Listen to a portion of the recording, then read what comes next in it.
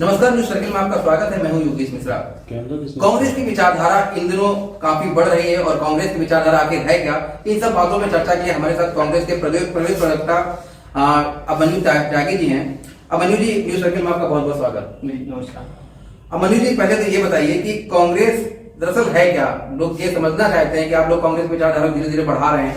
कांग्रेस बताइए, दरअसल 150 साल का इतिहास हो चुका है और कांग्रेस आजादी के समय भी रही है। कांग्रेस है क्या दरअसल, संक्षिप्त शब्दों में जरा बताइए। जी, बहुत शॉर्ट में तो ये है। पहले तो मैं आपको नमस्कार करता हूँ और यहाँ आपके जो सब चैनल व्यूअर्स हैं सबको मैं नमस्कार प्रणाम करता हूँ। नमस्कार, जय हिंद, वंदे मातरम। देखिए योगेश जी, जब आजादी का आंदोलन था तो कांग्रेस सर्वहारा के जो समूह है, जो जनता है, उसके साथ खड़ी होकर अंग्रेजों से लड़ाई लड़ रही थी। और आज कांग्रेस आज फिर जनता के साथ खड़ी हुई है। जनता के मुद्दे कि महंगाई क्यों है, बेरोजगारी क्यों बढ़ रही है, क्यों किसान को वाजिब दाम क्यों नहीं मिल रहा, नौजवान क्यों परेशान है, अग्निवीर क्यों है, महिला मातृ दर क्या है, एजुकेशन सिस्टम क्यों गड़बड़ हो रहा है। तो ये सारे जो तमाम मुद्दे हैं उनको लेकर जो जनता से जुड़े हुए मुद्दे हैं, डेवलपमेंट का मुद्दा है, महिला का मुद्दा है, बच्चे से लेकर बूढ़े नौजवान तक का जो सारे मुद्दे हैं उनको लेकर हम जनता की तरफ खड़े हैं। और आज भी एक विचारधारा ऐसी है जो तब अंग्रेजों के साथ खड़ी हुई थी, आज भी वो धन्ना सेठों के साथ खड़े हुए हैं और उन लोगों के साथ खड़े हुए हैं जिनको जो भारत का पैसा लेकर भागे, जो हमारा। एक चीज और बताइएगा, कांग्रेस की यात्रा 1885 से शुरू होती है, आज हम 2025 में खड़े हुए हैं। इस दौर में आप कांग्रेस को कैसे आंकते हैं? भाई, एक बड़ा लंबा कालखंड हो चुका है कांग्रेस का। इसमें स्वर्णिम काल भी है कांग्रेस का, इसमें कांग्रेस से जो लोगों का जुड़ाव भी है। और आज हम इस स्थिति में खड़े हैं। आप अगर 2014 का भी चुनाव ले लेंगे, कांग्रेस स्ट्रगल करती नजर आई। तो ये इतने बड़े कालखंड में आप कांग्रेस को कैसे देख रहे हैं आज के दौर में? योगेश जी, जब कांग्रेस की स्थापना हुई जी तो उस दौरान सुनवाई नहीं थी आम जन की। जी, आम जन की क्या मांग है, क्या मुद्दा है जी, क्या भागीदारी होनी चाहिए, क्योंकि ये तो देश हमारा है ना। ये देश जब हमारा है तो हमारी क्या भागीदारी है। जो पॉलिसीज बन रही है वो जो सारी पॉलिसीज है उसमें हम कहाँ हैं, इस देश के बासिंदे कहाँ हैं। उसमें गरीब, मजलूम, दलित, पिछड़ा, अल्पसंख्यक, अगड़ाबी, व्यापारी, ये सब लोग कहाँ हैं। इसलिए इस कांग्रेस पार्टी की स्थापना हुई जी। और हमने मांग करी, सड़कों पे लड़े। और उस दौर में लड़े कि लोग भाग जाते थे, पतलून गीली हो जाती थी, मिल जाते थे अंग्रेजों से, ऐसे भी लोग थे। लेकिन उस दौर में अंग्रेज एक कोड़ा मारते थे तो 100 लोग आगे आगे खड़े हो जाते थे कि अगला कोड़ा हमारे जी। ऐसे लोग, ऐसे आगे कांग्रेस थी। और जब देश आजाद हुआ, एक और पिन की फैक्ट्री देश में नहीं थी। और आज हम यहाँ इस आपके स्टूडियो में खड़े हुए हैं, सैटेलाइट, लाइव टेलीकास्ट जी, लाइटिंग जी, हम बोल रहे हैं, रिकॉर्ड हो रहा है। वो किसकी देन? इस देश को जिस तरह से हम पैरों पर खड़े हुए हैं, हमारे माँ बाप ने खड़ा करा, इस देश को खड़ा करने वाली कांग्रेस पार्टी है कि IIT IIM की स्थापना करेगी। दुनिया भर के जो तमाम संस्थान है, चाहे गूगल है, चाहे फेसबुक है, चाहे ट्विटर है, चाहे वर्ल्ड बैंक है, चाहे यूनाइटेड नेशन है, उस सबको चलाने वाले अगर कोई है तो भारत का प्रतिनिधि मिलेगा और IIT IIM से पढ़ा हुआ हमारा नौजवान निकलेगा। यानी कितना मोटा रेवेन्यू लेकर आता है। जब हमारे जो पिताजी हैं उस दौर में वो घर में पैदा होते थे जी, बाल और माता की मृत्यु दर बढ़ी हुई थी, हैजे से, मलेरिया से मृत्यु हो जाती थी। तो गांव गांव अस्पतालों का निर्माण करा, 1 रुपए में पर्चा है, फ्री दवाई है, मृत्यु दर में कंट्रोल कर लिया हमने। और देश आजाद होते ही संविधान लागू करा, धन्ना सेठ के बच्चों के साथ किसान मजदूर का बच्चा साथ बैठ के पढ़ने लगा। ये हमारे कांग्रेस पार्टी ने करा। और पूरे गांव की, जहां हम सोचते नहीं थे, चक रोड पे ले जाके प्राइमरी पाठशाला का स्थापना करी। और प्राइमरी पाठशाला से लेकर योगेश जी विश्वविद्यालय का निर्माण करा, जहां आज भी 2500 रुपए महीना फीस है। और यही अगर कोई प्राइवेट यूनिवर्सिटी है, वहां वही कोर्स 1 लाख रुपए का होता है। मेरिट मेडिकल कॉलेज में 10,000 रुपए की MBBS है और प्राइवेट मेडिकल कॉलेज में 1 करोड़ का पैकेज है। ये कांग्रेस पार्टी ने दिया और ये नए मेडिकल कॉलेज की स्थापना तक नहीं कर पाए। 2014 से लेके और 2025 का जो ये टाइम फ्रेम है, 2014 से लेके 2025 तक का जो टाइम फ्रेम अभी चल रहा है, 1 दशक की यात्रा हो चुकी है। भाजपा की मोदी सरकार है और इस मोदी सरकार को आप किस तरीके से देखते हैं? और ऐसा क्या हो गया कि 21वीं सदी में कांग्रेस कमजोर होकर खड़ी हो गई आके? देखिए, हम तो बढ़े हैं जी, वैचारिक तौर पे हम टूटे नहीं। इन्होंने साम दाम दंड भेद जिस तरह से छल कपट प्रपंच और जिन लोगों पे आरोप लगाते थे कि इन्होंने भ्रष्टाचार करा है, इनके पास काला धन है, ये बेईमान है, इनकी जांच चल रही है, इन पे ईडी सीडी बीडी सीबीआई सब लगा दी, जिनके पीछे इंटेलिजेंस लगा दिया, पुलिस भेज दी, वो सब लोग आज कहाँ हैं? उनमें मैक्सिमम लोग इनके पास है। ये महाराष्ट्र के लिए इन्होंने कहा, अजीत पवार के लिए बेईमान बोला, अगले दिन ज्वाइन करा दिया। इन्होंने सरकार को बेईमान बोला, उनके लोगों को ज्वाइन करा दिया। इन्होंने जिन जिन को आतंकवादी तक कहा, उनको ज्वाइन करा दिया। अरे जो अफजल गुरु को शहीद बोलते थे, इन्होंने उनके साथ कश्मीर में सरकार बना दी महबूबा मुफ्ती के साथ। तो इनसे हम क्या सवाल करेंगे? इनकी कोई विचारधारा नहीं है, इनको सिर्फ सत्ता प्राप्ति करनी है। जिन लोगों को गाली देते हैं उनके साथ ही सरकार बना लेते हैं, लेकिन जो इनके साथी होते हैं उनको ही बर्बाद कर देते हैं। जैसे शिवसेना को इन्होंने बर्बाद करा, जैसे अकाली को इन्होंने बर्बाद करा। ये जिस थाली में खाएंगे उसमें छेद करेंगे, क्योंकि इन्हें लूटो बांटो और जो इनके साथ नई माइंडसेट सेट होगा उसको बर्बाद कर देंगे। जैसे रामविलास पासवान की फैमिली को उन्होंने 4 भतीजों को अलग कर दिया, मांझी से लाभ लिया, वहां बिहार में आज वो अलग है। तो आप देखिए ना, इनको क्योंकि हम जिस परंपरा से हैं वो वासुदेव कुटुंबकम है, हम सबको साथ लेकर चलते हैं। दूसरी एक बात और कही जाती है कि जब कांग्रेस की बात आती है तो आपके ऊपर सबसे ज्यादा आरोप ये लगता है कि कांग्रेस मुस्लिम तुष्टीकरण करती रही और उसका मुस्लिम तुष्टीकरण का असर ये हुआ कि लोगों का जो माइंडसेट है वो बदला। चाहे 2014 का चुनाव रहा हो, राम मंदिर का मसला रहा हो, राम मंदिर के मसले पर कांग्रेस आज तक नहीं उस जमीन पे बोल पाई। आपको क्या क्या लगता है, क्या उस मंदिर पे, उस मुद्दे पे कांग्रेस से चूक हो गई? देखिए योगेश जी, आपने मंदिर की बात करी, ये जो मुद्दा है, कांग्रेस बहुत कम इस मुद्दे पे बोलना चाहती है। लेकिन मैं एक बात बताना चाहता हूँ आपको, ऑफिशियल मुस्लिम तुष्टीकरण के आरोप बिल्कुल गलत है। आप लोग मुस्लिम आप लगाइए आरोप, उसका हम जवाब दे रहे हैं। आरोप बिल्कुल गलत है, आप खूब आरोप लगाइए, लेकिन हमारी बात भी तो सुनिए जी। 89 के चुनाव में खुद राजीव गांधी ने कहा कि मंदिर और मस्जिद वाला जो विवाद है, बाबरी मस्जिद का विवाद मैंने सोल्व करा दिया। दोनों पक्षों को उन्होंने साथ बिठा दिया, दोनों पक्षों को साथ बिठा दिया और यह तय हो गया कि जैसी कांग्रेस की सरकार बनेगी मंदिर का निर्माण होगा।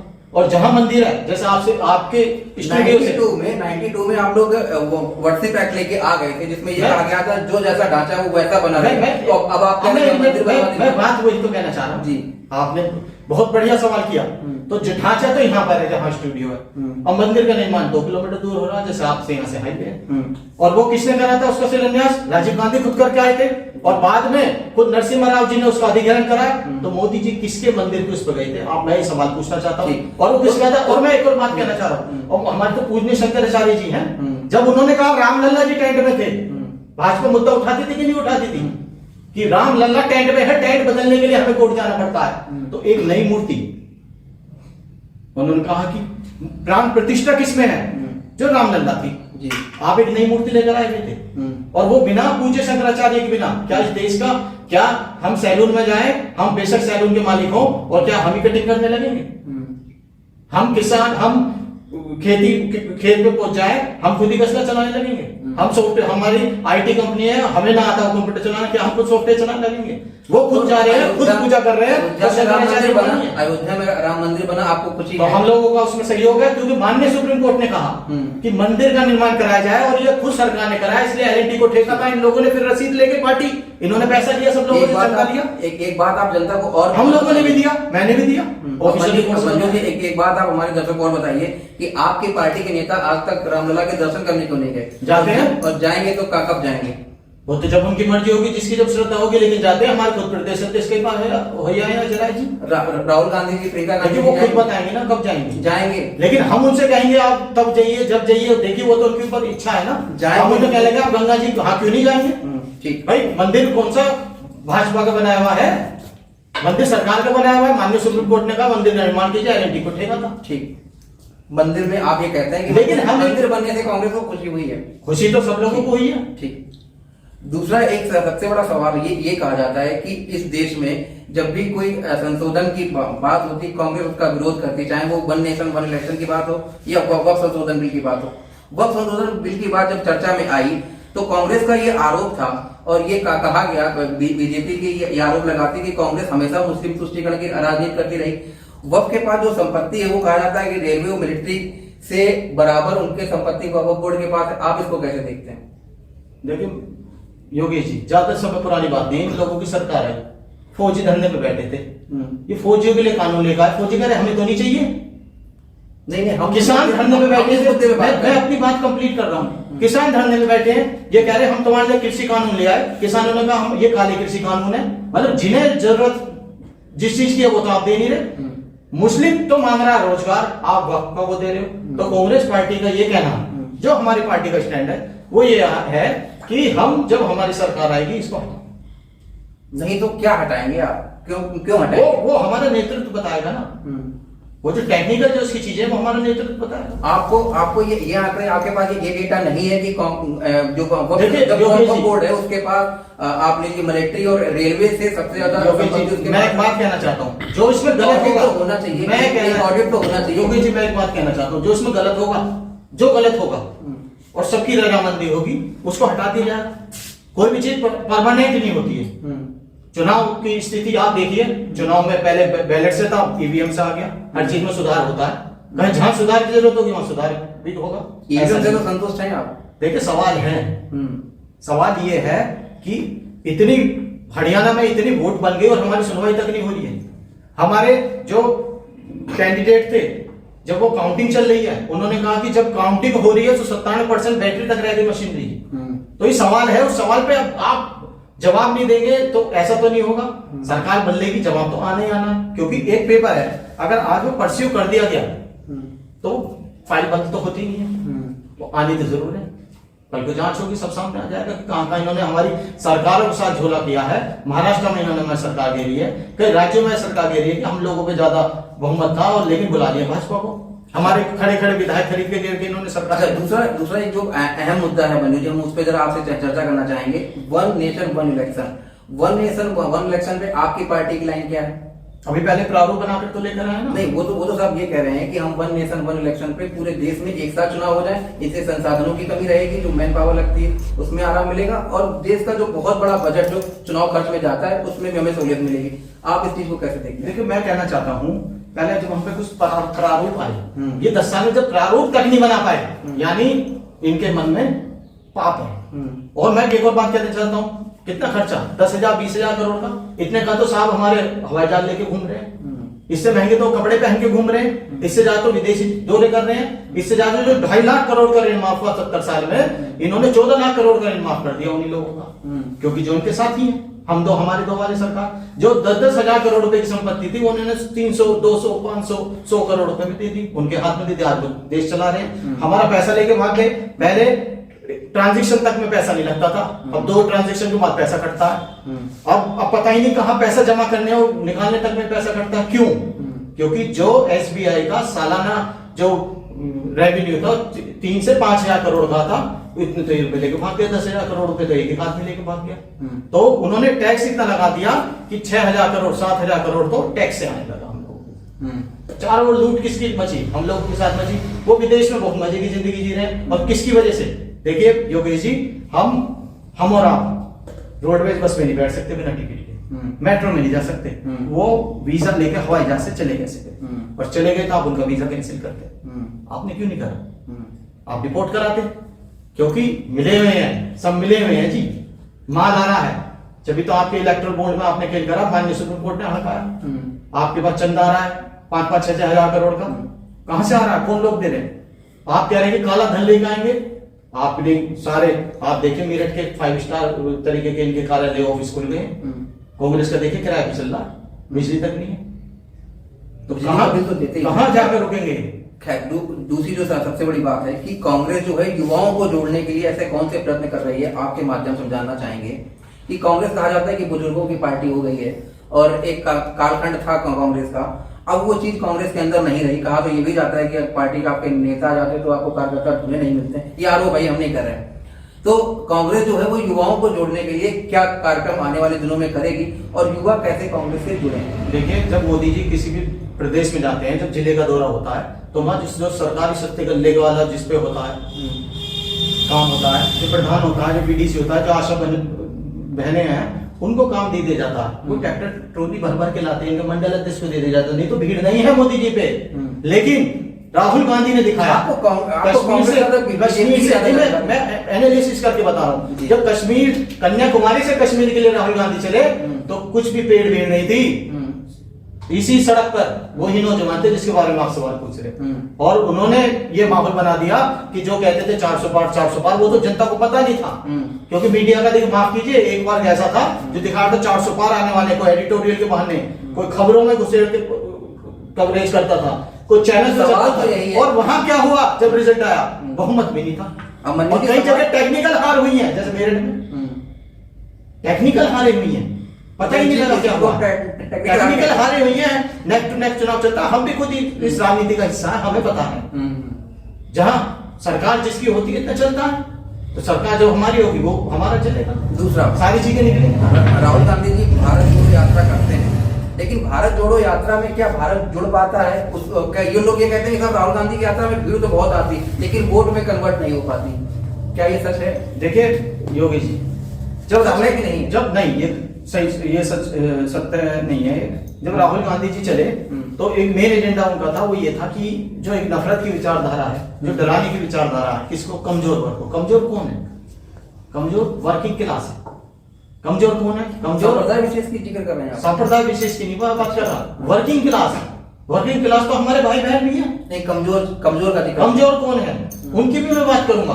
कमजोर वो लोग हैं जो वर्किंग क्लास है, यानी दलित, यानी अति पिछड़े, यानी पिछड़े। तो जब जातिगत तौर पे आप देखिए सब संस्थानों में बड़े बड़े लोग बैठे हैं, जो कहा जाता, हम अगर कह रहे हैं कि ये बड़े बड़े लोग बैठे हैं, तो आप कीजिए ना, मौका दीजिए सब लोगों को। अब अल्पसंख्यक के बारे में बात है, मतलब मोदी जी चलाए कोई योजना, अभी आपने थोड़ी देर पहले कही कि कांग्रेस पार्टी पे आरोप है, अभी इन्होंने ईद के दौरान कोई एक पैकेज बनाकर खाने का, क्या था वो नाम बताओगा? उसका नाम कुछ है, सौगाते मोदी। जब वो चला रहे हैं, जब कुछ नहीं, आप यूएई में जा रहे हैं, मस्जिद जा रहे हैं, वहां कुछ नहीं, अरे यहाँ की मस्जिद में चले जाइए। तो सौगाते मोदी अच्छा था, बुरा? हम कह रहे हैं हर चीज के लिए वेलकम है, अच्छा था, जो चीज अच्छाई के लिए, सब चीज के लिए वेलकम। सौगाते मोदी, कहीं हाईवे बन रहा है, हम उसका भी स्वागत कर रहे हैं, अच्छी जो चीज अच्छी है उसकी, हम भाजपा की तरह नहीं करते काम, जो चीज अच्छी है वो अच्छी है, लेकिन जब आप करें तो अच्छा, जब कांग्रेस कर दे तो बुरा। ठीक। अब मंजू जी, 2027 का चुनाव आने वाला है, यूपी में कांग्रेस की स्थिति क्या है ये आप अच्छी तरीके से जानते समझते भी हैं। 2027 के चुनाव के लिए क्या तैयारियां हैं कांग्रेस की? देखिए, हमारा रायपुर में अधिवेशन हुआ था जी, और उसमें ये तय हुआ था, राहुल गांधी जी ने तय करा और बड़े नेताओं ने तय करा कि हम जो वंचित तबका इन द सेंस जो मुख्य धारा में नहीं है, उन लोगों को मौका देंगे। तो मौका हम चूंकि सरकार में भी नहीं और हमें उन्हें मौका देना है, तो हमने उन्हें संगठन में मौका दिया। तो उत्तर प्रदेश में जिला और महानगर में 137 जिला महानगर अध्यक्ष बने हैं, जिसमें 65% देश में पहली बार हुआ है, किसी भी पार्टी ने जो किया 65% आरक्षित पद कर दिए, जिसमें SC ST OBC माइनॉरिटी के साथ साथ तो महिलाएं भी, उनको मौका दिया हमने और उनको सीधा पदाधिकारी बनाया। अब वो अपना काम कर रहे हैं, ये तो है यहाँ का मौका जी। प्लस हम एक कैडर की तरफ बढ़ रहे हैं, वो कैडर कैसा होगा जब जिम्मेदारी तय हो। तो राहुल गांधी जी का ये संकल्प है कि हम सबकी जिम्मेदारी तय करें। जिम्मेदारी तब तय होगी जब हम उनके हाथ में कुछ जिम्मेदारी दें। तो अब की बार हमारे जिला अध्यक्षों को ये जिम्मेदारी तय की जा रही है, ये नहीं कि कोई पैराशूट से कैंडिडेट आएगा, ये नहीं कि सब दिल्ली या लखनऊ से तय हो जाएगा। तो जब CEC की मीटिंग होती है, हमारे सेंट्रल इलेक्शन कमेटी की मीटिंग, तो उसमें उस जिले का जिला अध्यक्ष बैठे।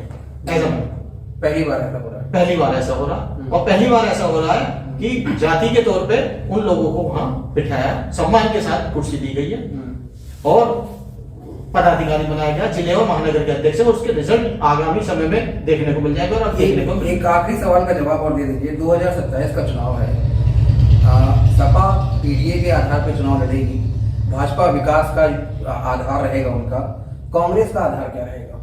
देखिए, हमारा आधार तो सब आधार है, ऐसा कोई समाज नहीं है, ऐसा कोई तबका नहीं जो कांग्रेस पार्टी के साथ ना हो। हमारा आधार तो हमारा काम है। हमने काम करा कि जब देश में एक सुई नहीं बनती थी, आज हवाई जहाज सैटेलाइट बन रहे हैं, इसरो की स्थापना करी, डेवलपमेंट ऑथोरिटी की स्थापना करी कि MDA है, हर जिले में करी, आवास विकास की स्थापना करी कि मार्केट बनने लगा, मार्केट इधर है, शहर इधर है, इंडस्ट्रियल एरिया की स्थापना करी। जब इंडस्ट्रियल एरिया की स्थापना हुई योगी जी, तो ग्रेटर नोएडा की जब स्थापना करी तो ND तिवारी जी मुख्यमंत्री थे, तो संजय गांधी जी की ये एक मिशन था।